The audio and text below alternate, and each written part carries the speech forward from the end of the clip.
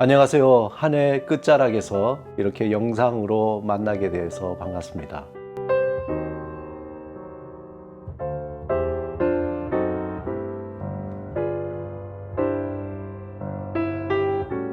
늘 연말이 되면은 누구나 시간이 참 빠르다고 생각합니다.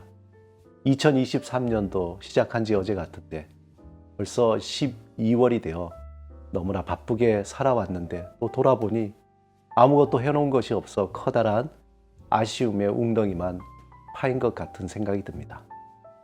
다사다난했다는 표현이 상투적이지만 이 말처럼 지나온 시간을 잘 표현한 것은 없는 것 같습니다.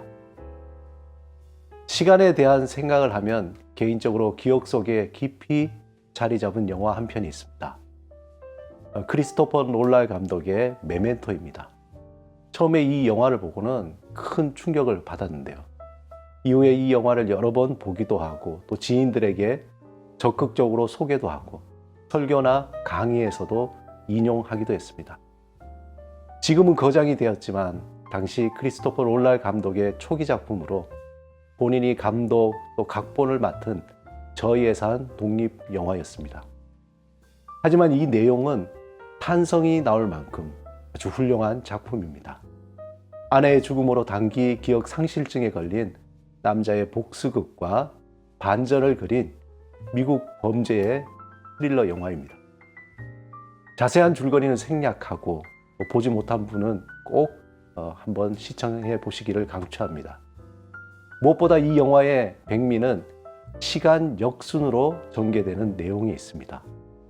주인공이 한 사람을 죽이는 장면으로 시작하는데 그 결과가 나오기까지 과정을 시간 역순으로 보여줍니다. 이 영화 중심에는 기억이라는 핵심 주제가 있습니다. 주인공은 단기 기억 상실증이라는 자신의 약점을 이용하여 오히려 복수를 하게 되죠. 우리가 기억한다는 것은 너무나 당연해서 어떤 질문이 필요 없을 것 같은데 또 곰곰이 생각해 보면은 너무나 신비하고 오묘한 정신작용입니다. 지금까지 여러분들이 가족의 이름을 기억하고 또 세안을 하고 식사하고 또 밥을 먹거나 운전을 하고 자신의 업무를 보는 등 모든 일상생활이 가능하게 하는 기본적인 그 능력이 기능이 바로 기억이라는 것이죠. 만약 이 기억이라는 작용이 우리에게 사라진다면 어떻게 될까요? 상상만 해도 끔찍합니다. 인간의 뇌에는 약 1조 개의 뇌세포가 있는데 이들은 서로 긴밀하게 연결되어 있어서 기억이나 언어, 감정 또는 성격 같은 아주 복잡한 인지 기능을 수행하고 있습니다. 마치 컴퓨터가 복잡한 기능을 수행하기 위해서 수많은 칩으로 구성되어 있고 또 그 칩들이 서로 연결된 것과 같이 비슷합니다. 이러한 뇌에서 기억이란 뇌세포끼리의 연결 부위인 시냅스가 강화되어서 여러 개의 뇌세포가 활성화되는 것이라고 알려져 있습니다. 인간은 기억한 뒤 첫 이틀 동안은 한 66%, 그리고 한 달이 지나면 79%를 망각하고 나머지 21%는 오랫동안 잊지 않고 기억할 수 있다고 합니다. 기억은 시간의 흐름에 따라 망각하게 된다는 거죠. 그래서 기억은 시간과 반비례합니다. 독일 작가 미하엘 엔데의 장편 동화 중에 모모가 있습니다. 아마 한 번쯤 읽어보셨을 텐데요.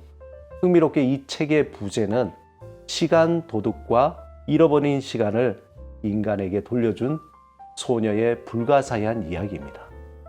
줄거리는 아주 간단합니다. 평화로운 마을에 온몸을 회색으로 칠한 시간 도둑 일당이 나타나서 마을에 사는 사람들이 부지런하게 일을 해서 저금한 시간을 도둑질한다는 것이죠. 그리고 시간을 잃어버린 동네 사람들은 점점 여유를 잃어버리고 화를 내고 또 아이들은 스스로 공상할 시간을 잃어버리게 됩니다.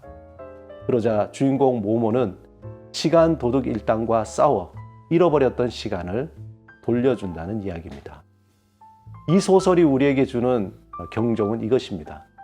열심히 일하는 마을 사람처럼 현대인들은 현재의 행복을 미래로 밀어버리고 더 바쁘게, 더 열심히 치열하게 살아가도록 강요받고 있다는 것입니다. 사람들은 부지런함을 넘어서서 과잉된 노동을 강요받고 스스로 그렇게 강요하면서 살아가고 있다는 것입니다. 제독 철학자 한명철 씨는 그의 책 시간의 향기에서 오늘날 시간은 원자화되고 또 평면화되고 희석되고 단축되어 버리고 시간의 향기도 사라져 버렸다고 합니다. 여기서 시간의 향기란 시간 속에 스며든 이야기와 또 의미인데 이러한 것들이 다 사라지고 남은 건 정보뿐이라는 겁니다. 철학자 라이프니츠도 물질이라는 게 뭐냐? 기억의 순간이 제로의 상태가 물질이라는 것입니다. 현대인들의 시간은 향기가 사라지고 점점 단축되고 원자화됩니다. 마치 장기 기억 상실증에 걸린 사람처럼 파편화된 기억 속에서 의미보다는 단순한 재미를 쫓아 자아를 잃어버리며 물질화 되어가고 있습니다. 이런 현상은 새로운 미디어 소통 방식에서도 잘 나타나고 있습니다. 10대, 20대를 중심으로 인기를 얻는 아주 짧은 동영상 숏폼에 이미 대세가 되고 있죠. 이러한 숏폼 시장의 선두주자인 틱톡이 전 세계적인 열풍을 일으키자 유튜브의 쇼츠, 또 인스타그램의 릴스 등 여러 개 플랫폼에서 숏폼 서비스의 제공이 확대되고 있습니다. 왜냐하면 세계 최대 동영상 플랫폼 유튜브에서 제공하고 있는 숏폼 콘텐츠, 쇼츠를 통해서 수익이 창출되기 때문입니다. 그런데 이 문제는 이 숏폼이 뇌 발달과 정신 건강에 악영향을 미칠 수 있다는 것입니다. 이미 해외에서 숏폼의 부작용에 대해 주목하고 있습니다. 숏폼으로 인한 스마트폰 중독은 나이를 불문하고 있죠. 청소년 외에 성인, 심지어 중장년층에게까지 영향을 미치고 있습니다. 한국융합학회에서는 게재된 그 논문 중에 틱톡 매체 특성이 중장년층 사용자의 사용 행위에 영향을 미쳐 몰입과 중독으로 발전할 수 있음을 확인했다고 합니다. 그러니까 숏폼 시청으로 무의식적으로 틱 장애와 유사한 증상인 기능성 틱 유사 행동 증후군이 나타날 수도 있다는 것이죠. 뉴미디어의 굴레에서 더욱 원자화되는 시간에 길들여지는 현대인들은 의미 있는 기억은 상실한 채 좋아요와 구독이라는 반사적 행동에만 몰입하게 됩니다. 트렌드 코리아 2024에서 시간이 희소 자원이 되면서 시간 효율성을 극대로 높이고 분초를 다투며 살게 됐다는 의미로 분초 사회라고 키워드를 정의했습니다. 소유 경제에서 이제 경험 경제로 경험 패러다임으로 바뀌면서 시간은 가장 소중한 자원이 됐고 그것을 아껴 쓰고 가성비를 추구하는 건 당연히 일이 되었다는 것입니다.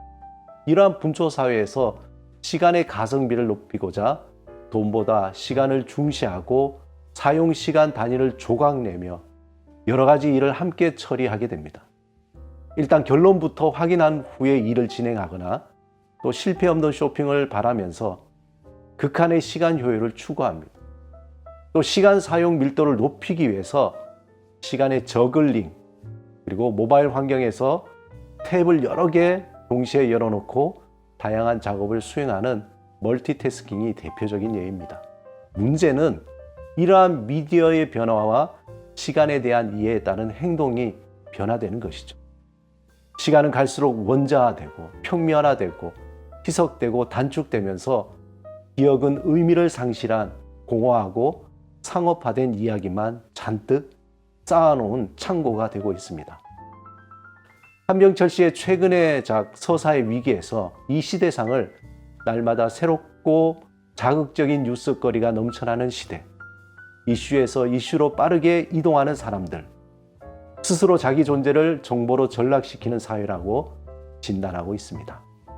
그는 이 시대를 끊임없이 생산되는 이야기에 좋아요를 누르고 공유하며 마치 자신의 이야기가 있는 것 같지만 나만의 이야기와 삶이 없는 텅 빈 삶이라고 진단하고 있습니다. 이러한 시대적 변화와 함께 탈종교화가 심화되는 선교적 상황에서 교회는 어떻게 응답해야 하는지 깊은 고민에 빠지게 됩니다. 예전처럼 교회 성장의 시대를 추억하며 부흥을 외치고 더 많은 사람을 교회로 모으기 위해 온갖 방법을 동원하며 단순 논리로 문제를 풀기에는 선교적으로도 또 목회적으로도 매우 복잡하고 불편한 현실입니다. 더욱 서글픈 것은 각자 도생의 시대에 교회마저 각자 도생의 보편적 교회로서 연합의 의미가 옅어지고 있다는 것입니다. 이 시대는 노아의 시대와 같이 하나님의 이름을 망각하고 하나님이 들려주시는 생명의 서사를 잃어버린 채 각자 자신을 드러내기 위한 스토리셀링으로서 스토리텔링이 넘쳐나는 시대입니다. 마치 공장에서 찍어내듯이 끊임없이 생산되는 이야기는 구독과 좋아요라는 황금알을 낳는 것 같은 허상의 거위 안에서 아무런 생명력 없이 공허한 알을 낳을 뿐입니다. 이러한 교회적 현타에서 다시 한번 교회란 무엇인가 이 질문을 직면해야 합니다. 두잉에서 비잉으로서 구원의 서사를 품은 기억의 공동체, 살아있는 기억 매체로서 새로운 시대, 새로운 형태를 고민하고 구현해야 할 것입니다. 의미를 잃어가는 기억 상실의 시대 앞에 선 교회는 하나님의 구원 서사, 생명의 서사를 기억하고 전달하는 새로운 규모와 형태, 방법을 찾는 것이 시급한 일일 것입니다. 매서운 찬바람이 볼에 스치며 고통과 아픔의 기억을 떠올리게 하는 계절입니다. 인자가 올 때에 세상에서 믿음을 보겠느냐라는 말씀이 인자가 올 때 세상에서 나를 기억하는 자를 보겠느냐라는 말씀으로 들리는 계절입니다. 한 해의 마지막 자락에서 믿음의 옷깃을 여미며 하나님의 이름을 기억하는 살아있는 기억 매체가 되시길 소망합니다.